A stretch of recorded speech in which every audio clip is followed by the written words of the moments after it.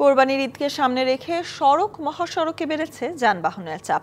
তবে এখন পর্যন্ত নির্বিঘ্নে চলাচল করছে যানবাহন। গুরুত্বপূর্ণ সড়কগুলোতে যানজটের আশঙ্কা করছেন যাত্রী ও চালকরা। এদিকে যানজট প্রবণ এলাকাগুলো চিহ্নিত করে যানজট নিরসন সহ ঈদে ঘরমুখো মানুষের নিরাপদ যাতায়াতের ব্যবস্থা নেয়ার দাবি হাইওয়ে পুলিশ সহ আইন শৃঙ্খলা বাহিনীর। এবারের ঈদ যাত্রায় মহাসড়কে এখনো পর্যন্ত বড় ধরনের কোনো প্রতিবন্ধকতা সৃষ্টি না হলেও শেষ কর্মদিবসে কোথাও কোথাও রাজধানী ছেড়ে যাওয়াদের ভিড় ছিল, কোথাও কোথাও ছিল যানজটও।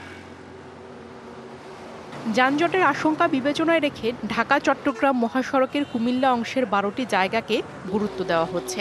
এছাড়া মহাসড়কের কোথাও যেন পশুবাহী ট্রাকে চাঁদাবাজি কিংবা মহাসড়কে ছিনতাই এবং ডাকাতির ঘটনা না ঘটে সে বিষয়ে বিশেষ উদ্যোগও নেওয়া হয়েছে।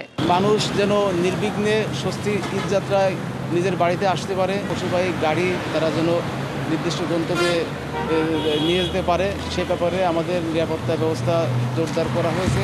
ঢাকা মাওয়া এক্সপ্রেসওয়ের মুন্সিগঞ্জ প্রান্তে স্বাভাবিক সময়ের চেয়ে যানবাহনের চাপ কিছুটা বাড়লেও নির্বিঘ্নে চলাচল করছে যানবাহন। আশুলিয়া বাইপাইল চন্দ্রা মহাসড়কে এক্সপ্রেসওয়ের নির্মাণ কাজের কারণে সংকীর্ণ হয়েছে। তার উপর এবছর বৈরী আবহাওয়ার কারণে জলাবদ্ধতা থাকায় বেড়েছে যানজট এবং দুর্ঘটনার আশঙ্কা।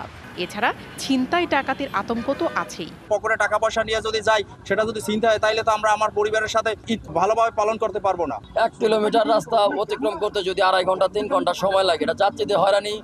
বাড়তি নিরাপত্তার ব্যবস্থা নেওয়ার কথা বলছে প্রশাসন। যানজট নিরসনের জন্য হাইওয়ে পুলিশ বেশ কয়েক স্তরে আমাদের ফোর্স অফিসার আমি ফিল্ডে কাজ করতেছি। মোবাইল গাড়ি নিয়ে 4টা মোবাইল আমাদের কাজ করতেছি। গাজীপুরের ঢাকা টাঙ্গাইল এবং ঢাকা ময়মনসিংহ মহাসড়কে যাত্রীর চাপ স্বাভাবিক সময়ের চেয়ে বেড়েছে। থেমে থেমে হওয়া বৃষ্টিতে প্রতিনিয়ত সৃষ্টি হচ্ছে জলাবদ্ধতা। ঢাকা ময়মনসিংহ মহাসড়কে বিআরটি প্রকল্পের ফ্লাইওভারগুলো চালু হলেও ঈদের আগে যানজটের আশঙ্কা করছেন অনেকেই। বৃষ্টি থাকলে তো যানজট পুলিশ ছাড়ে যাবে তো না। এই জ্যাম যেন আমাদের পরিস্থিতির শিকার না হয়, সেজন্য আগে ভাগে যাওয়ার প্রস্তুতি নেওয়া হয়। ঢাকা টাঙ্গাইল মহাসড়কে চন্দ্রায় ঘরমুখো মানুষের চাপ বেশি থাকায় নেওয়া হবে বাড়তি ব্যবস্থা।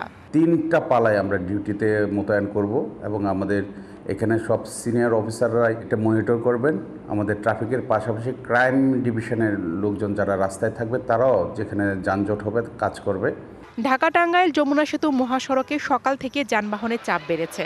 গণপরিবহন না পেয়ে জীবনের ঝুঁকি নিয়ে খোলা ট্রাক এবং গরুবাহী ট্রাকে বাড়ি ফিরছে অনেকে।